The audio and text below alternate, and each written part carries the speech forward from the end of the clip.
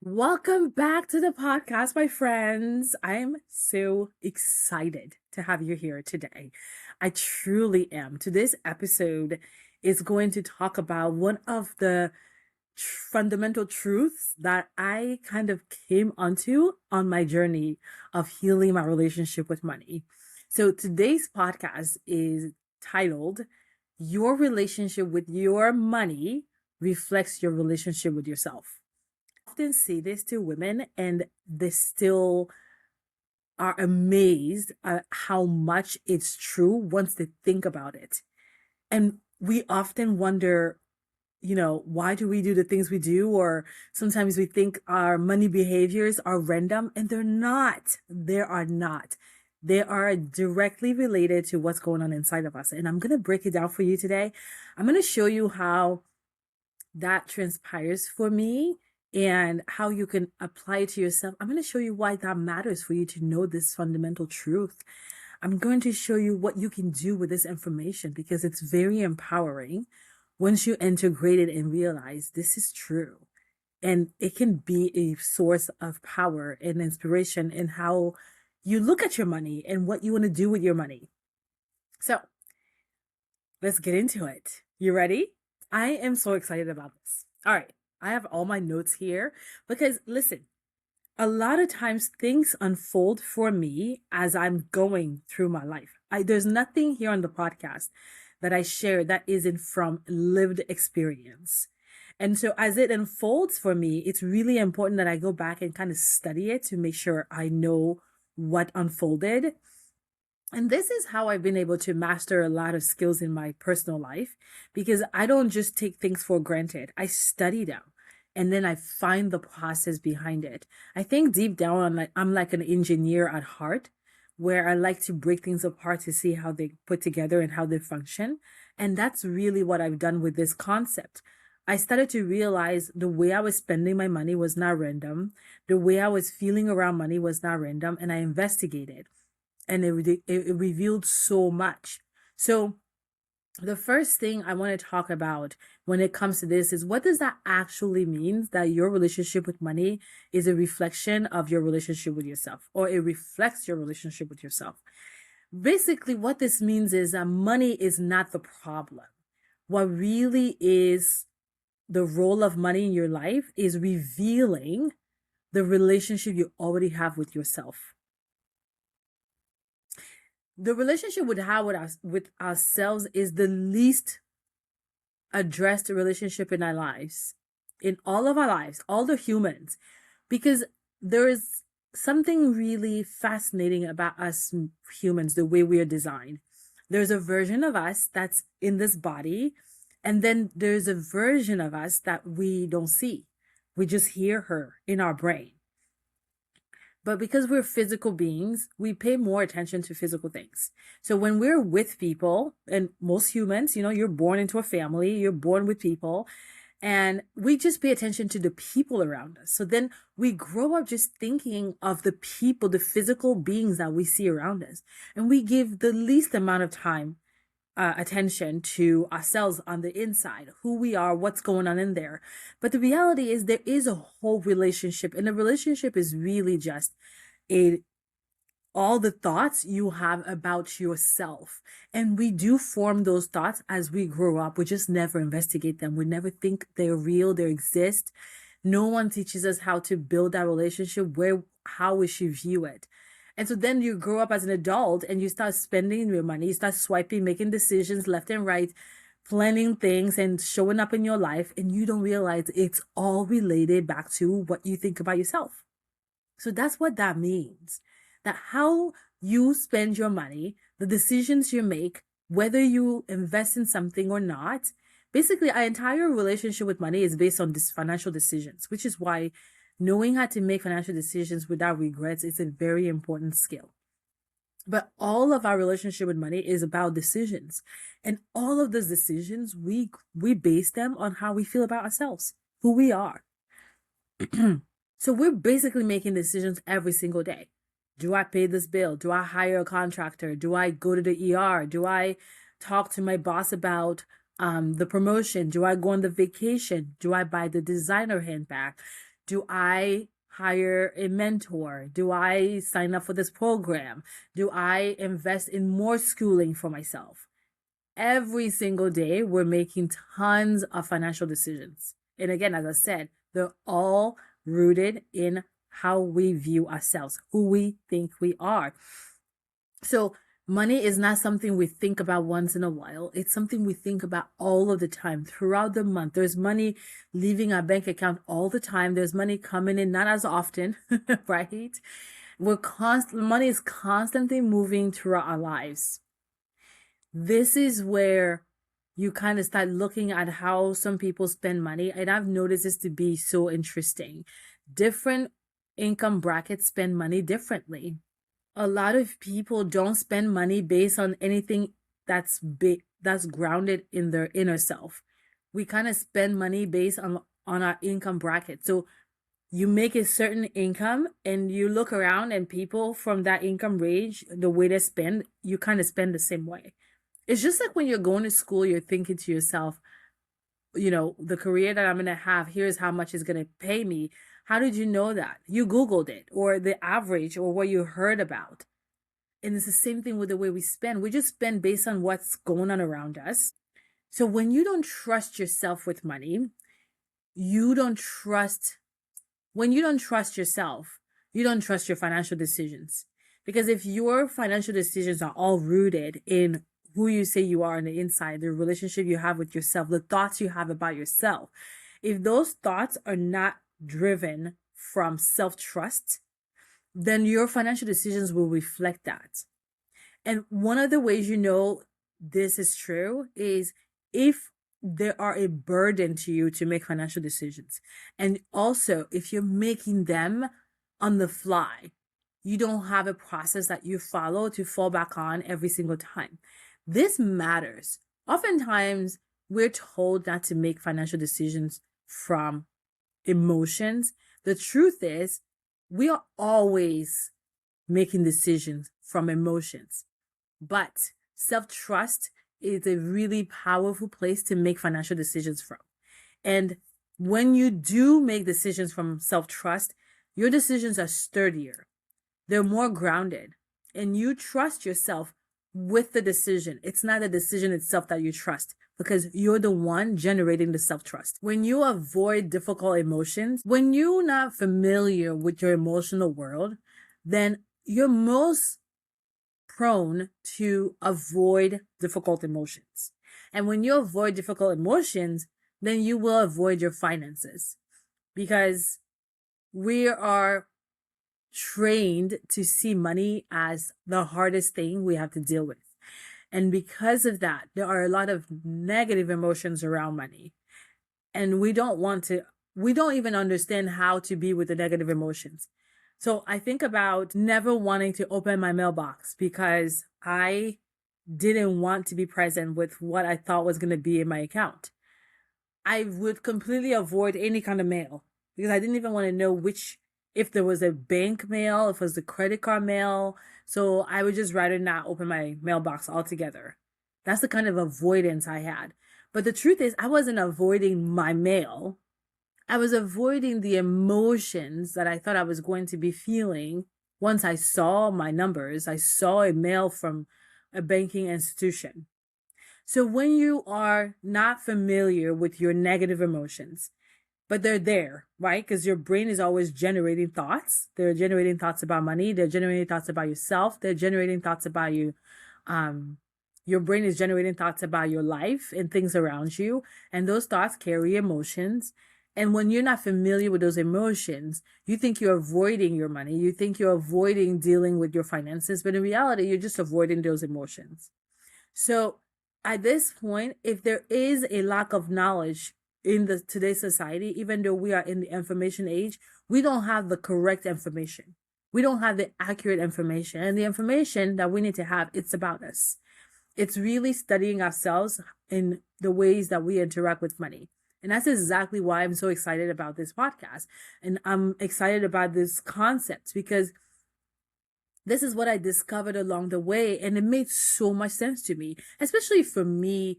I had a lot of experience with avoiding my money.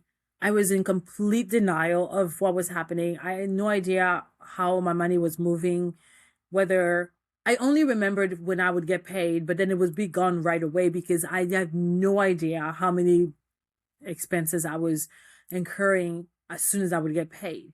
So this is something that really touched me. And I'm very excited to be able to share this because again, my life changed when I understood this. But when I share this with my client, their lives change as well because they start to realize, wait, I don't need to hurry up and try to address the money. Let me look inside myself to see what's going on there. And then that will flow into my relationship with money. When you don't think you're capable, you don't invest in yourself. See, not feeling capable, not being capable, those are thoughts you have about yourself. And because of that relationship you have with yourself, you don't invest in yourself. Now, you think it's because the investment is too expensive. You think it's because the investment doesn't fit into your budget, but that's not actually what's going on. The truth is, you don't actually think you could follow through with the work required from that investment. You don't trust yourself to follow through because you don't think you're capable. So therefore, your natural reaction is to find an excuse to not even go through with the investment. And you don't do this consciously. Your brain is doing this to protect you because your brain is always doing the math 17 steps ahead of you and realizing, okay, we're not up for this task. So let's just say we don't have the money. Let's just say we can't afford it. Have you noticed how that sentence is so popular? But that's not actually the real truth. That's the surface answer people give away when they don't know how to explain what's going on inside of them. As a matter of fact, I'm so excited to say one of the courses in Money Academy is about decision making. And I am adding an extra part to this course because I spend so much time trying to study what's going on in our brains when we're facing pressures. When we're under pressure to make a financial decision and there's a lack of self-trust, we'll come up with the most readily available excuse, I can't afford it. And so I spend time studying this, and this is something I'm teaching the members in Money Academy, what goes on in your brain when you're facing a financial decision under pressure, so that you are aware and then you can act accordingly. Because when you're not aware, then you have no leverage over yourself. And when you don't invest in yourself, yeah, you could keep going. But why were you interested in the thing you wanted to invest in? It's because you were looking for a transformation. And you're going to miss out on that transformation because you don't have a deeply rooted sense of self-trust.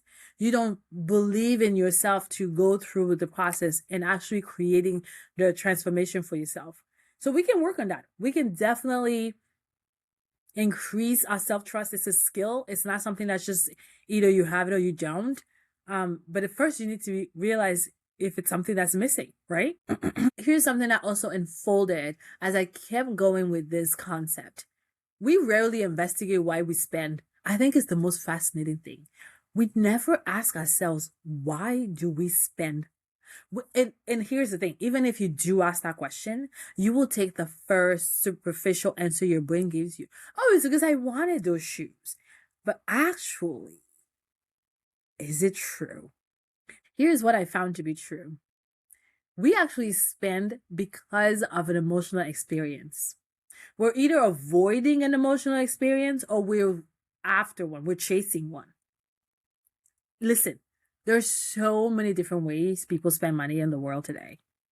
But these are the two fundamental ways that we spend money, especially when we're spending outside of our values, right? Think about it. Even if you're saying, okay, I need a new car, what's the emotional experience you're going to have once you're in a new car? That's why you're going to go buy a new car. If your heater breaks and you need to replace it, you will spend money, right? And you're thinking, I need to replace the heater. That's why I'm spending the money. But the truth is, what's the emotional experience you're going to have once you spend that money? That's why you're spending the money. It's because of how it would make you feel. And so for me, I used to spend money because I wanted to avoid how I was feeling. So those are the two reasons. You're either avoiding an emotional experience or you're chasing one. I did not like how I was feeling inside of me. I didn't know what to do with it. So I would try to distract myself by spending money. Some people do that by eating or smoking or alcohol or drugs. There's so many different ways we try to distract ourselves from what's going on inside of our body because we were never taught to tap in and understand what's happening, to listen. But this is an invitation for you to realize if I'm after an emotion or I'm running away from an emotion, wouldn't it be so cool to find out what those are every single time? Which is why when you work with us at Green Wealth Legacy, one of the exercises we have you do in the beginning is to tracking your expenses. It's not because I want you to count every penny. It's because I want you to track your emotional experience in your spending. So you're tracking your expenses, but you're also tracking how do you feel when you're spending? What's the emotion that drove you to the spending? Because there's an emotion before and there's an emotion after, and I want you to know what that is. That creates so much intimacy with yourself. Because here's what I also think about when this comes up. Think of if it was like if you had a child that would come to you and had a problem and wanted to reveal to you what's going on, and then you would be like, oh, no, I'm busy. I'll get to you in a little bit. I'm busy. If you did that to a 5-year-old, what do you think they would translate that as? Do you think they would really understand that you're busy and you will get to them eventually and wait patiently for you? No, they would definitely assimilate that as I don't matter. I'm not important. And imagine how much damage that does to their self-esteem as they grow up. I don't matter. So this is the same thing we do to ourselves when we're not paying attention to the emotional experience we're either chasing or trying to avoid when our money is involved. So if you had the habit of asking yourself, what am I after here? Or what am I running from? You're paying attention to your body because your body has been trying to tell you this information. This is why regret is so prevalent among women when we spend money. It's not because we actually regret the expense. It's because our body's been trying to tell us something. There were signs before we spend the money. There were signs after. There were signs while, during. And we never paid attention because we don't know that this is important. But now you do. Now you know. And I'm so curious to see what you uncover the more you tap in to find out, what am I after? What am I avoiding? A lot of times we're spending money thinking we're just trying to acquire more things or to facilitate a better life. But really, I want you to go deeper. That surface answer isn't enough for you. You deserve more because this builds financial confidence to know exactly the emotional experience you're having with your money. That's so powerful. This makes me think about when I was 13 years old and I was given money for grocery shopping. I went to the market, but I never made it to the market because I lost money on the way there. And I went home, and my parents never sat me down to ask me why, what happened.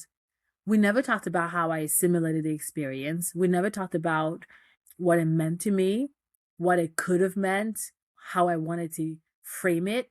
My parents didn't know any better. I love them to pieces. So this is not on them.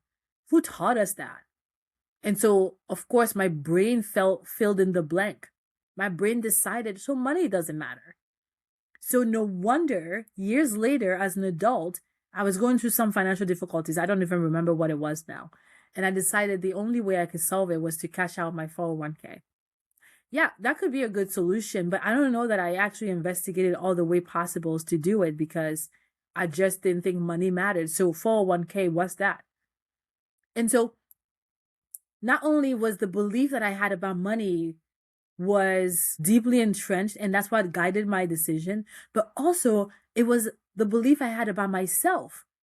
I had no thoughts about my future. I had no connection to myself and my future.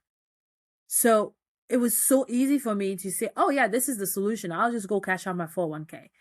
But had I had a stronger relationship with myself and say, I matter, my desires matter, which means my future matters. And if I am putting money in a 401k for my future, that is not the first resort for me to go to when I need some fast cash. I will be resourceful. I will figure this out. My 401k would not have been it's not an emergency account. And so that's not where I would have gone first, but that was the first place that I went to. You see what I mean? So really think about all of these thoughts we have that are carrying around, and they're having an effect in our real life. We're just not seeing them. And that's really worth investigating. I want you to go deeper in your relationship with money and just really think about, why do I spend the way I spend?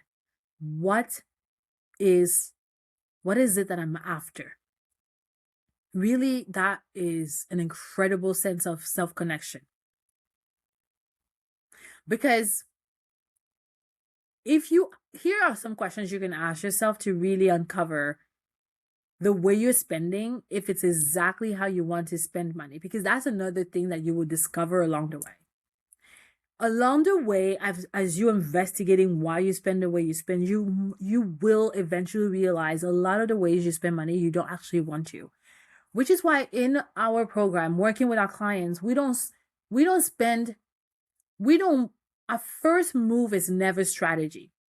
When you start working with us, the first thing we're never doing with you is saying, hey, here is the budget. Here is the investment ways, the ways you can invest money. Here is how you're going to save money. Yeah, we do that. That's really important. But the first initial step is to establish a connection to yourself by looking in and paying attention.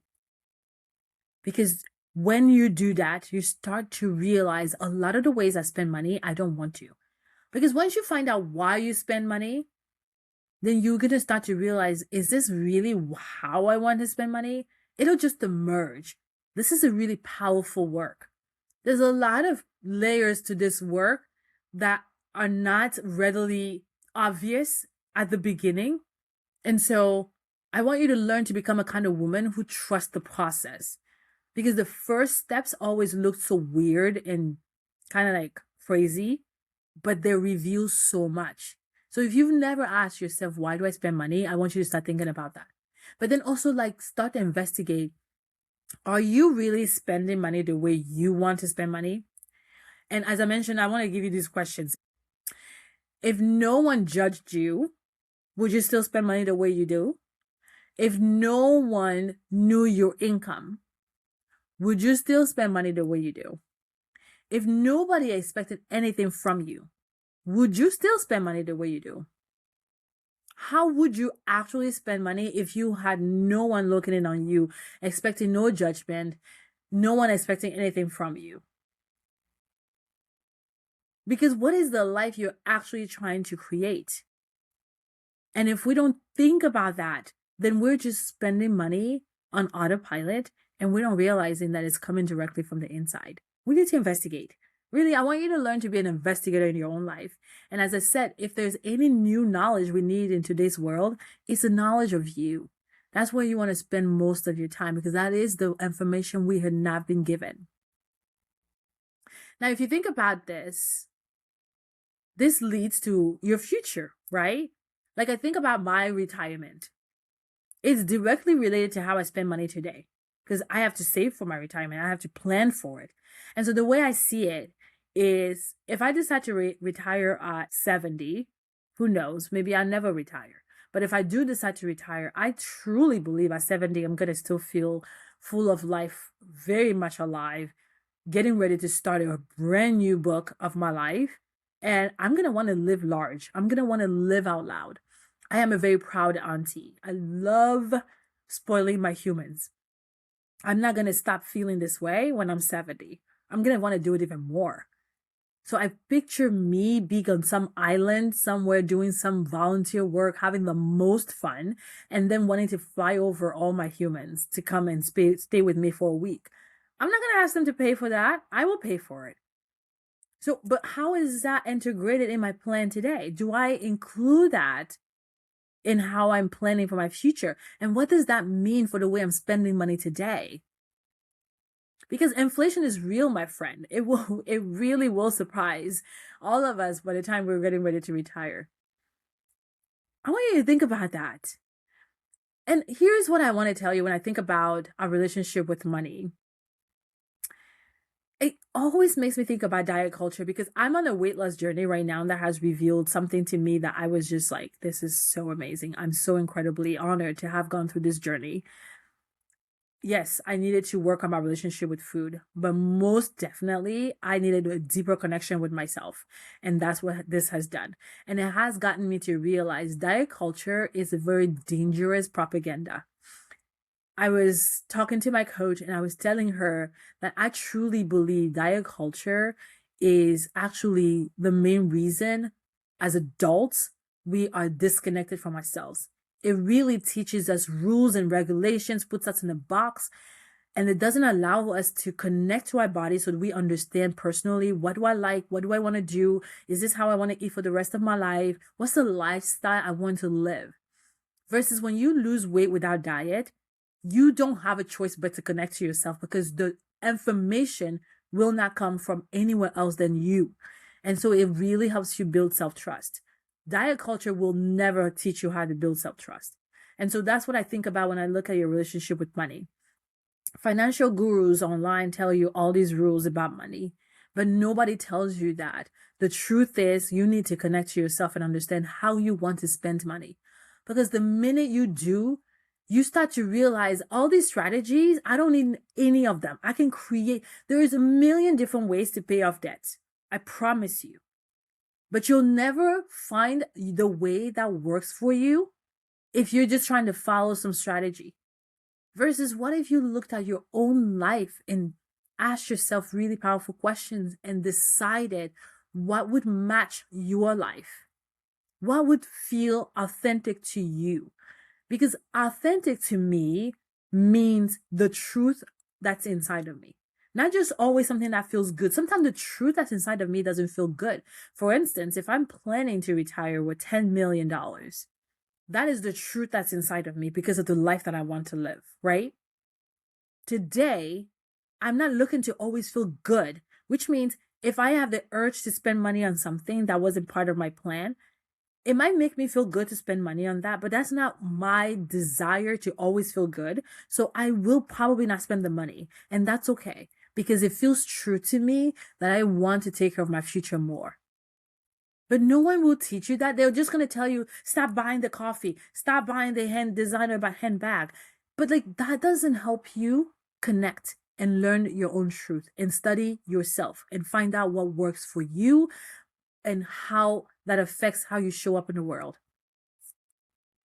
So instead of asking, how do I budget better? How do I invest? All those tactical questions, what I want you to think about is how do I build a better relationship with myself?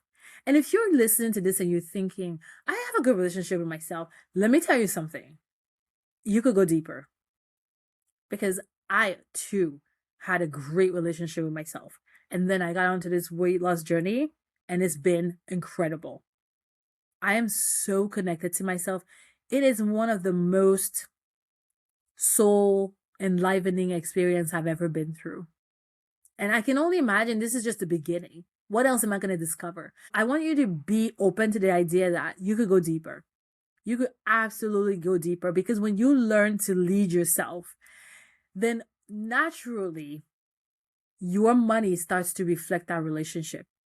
So the point of all of this is, my friend, your relationship with money reflects your relationship with yourself. It reveals your relationship with yourself. And so why don't you become an investigator in your own life and start to understand what is the root of your money habits. And from there, an incredible journey awaits for you. All right, my friend, until I see you next, go out there and live your life on purpose.